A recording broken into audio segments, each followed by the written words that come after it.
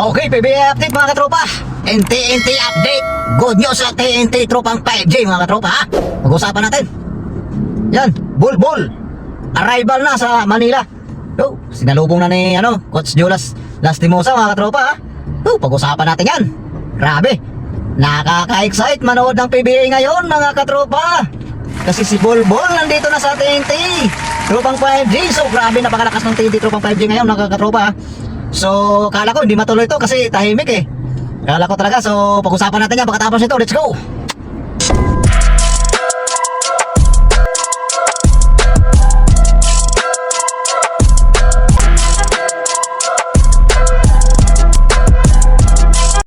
So, yun na nga po, PBA update mga katropa. Woohoo! Palakpakan naman natin dyan. Palakpak naman kayo mga tinitip tropang 5G, mga fans, yan. Palakpak naman tayo dyan, yan. Magsaya tayo. Woohoo! Ako, excited na po ako ngayon mga katropa dahil natuloy po talaga sa atin si Bulbul. Yan.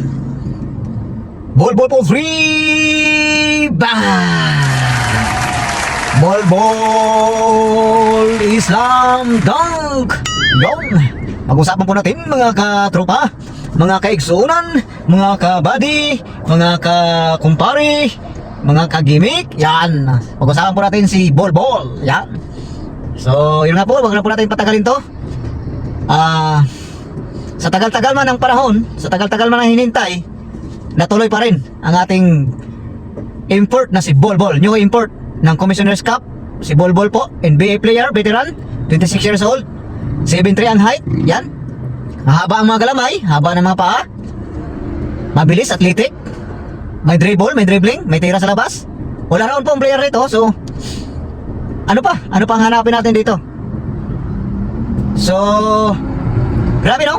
Sinurpresa tayo ng TNT tropang 5G dito mga katropa. Nagulat din ako kasi pagbukas ko sa FB ay siyempre nakapalo tayo sa page ng mga Talk and Text TNT tropang 5G group.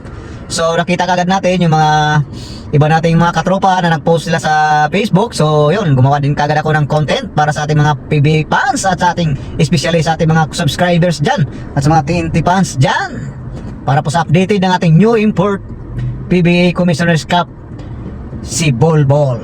Yun, siya po yung pumalit kay RSJ, si Bulbul mga tropa. Sa hindi po nakakaalam, kaya pinalitan po si RSJ, left-handed Kobe Bryant, Mamba, dahil po sa kanyang Achilles na injury. Yan, 1 year po magpapagaling si Rondy Hollis Jefferson mga katropa.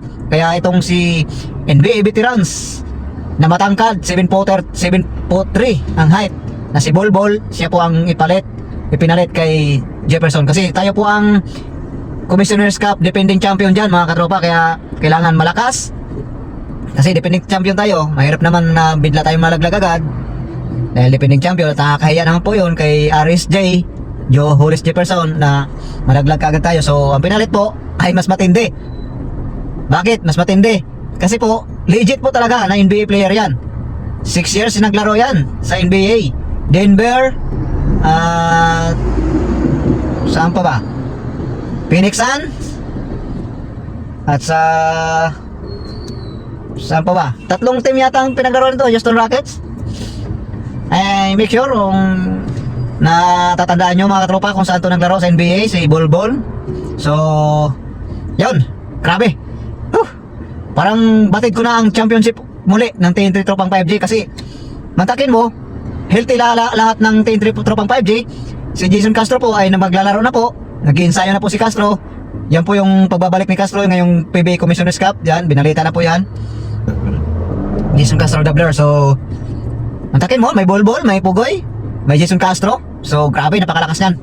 So, tingnan na natin si Pardo kung makaporma dyan ha. Kahit puro supal pa lang abutin ni Pardo dyan mga katropa.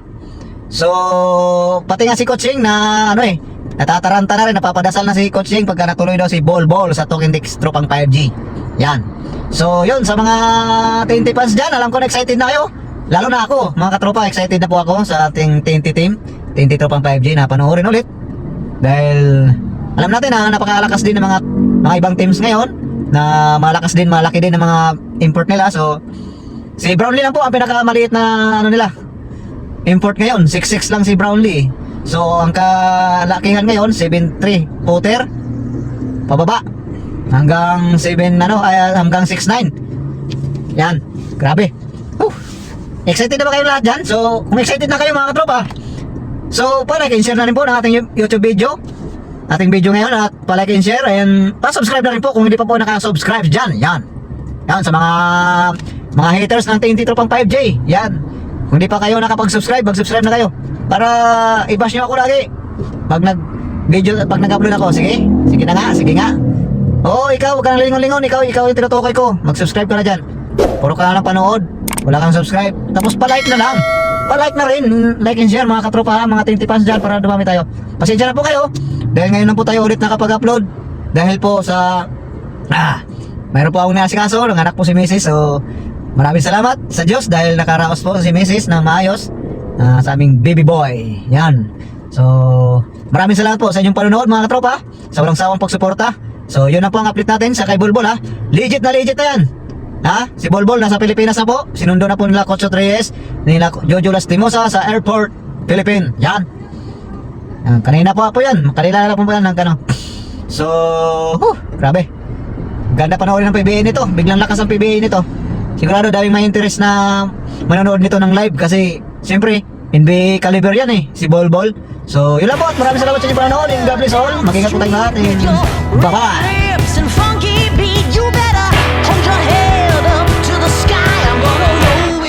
To the day I die.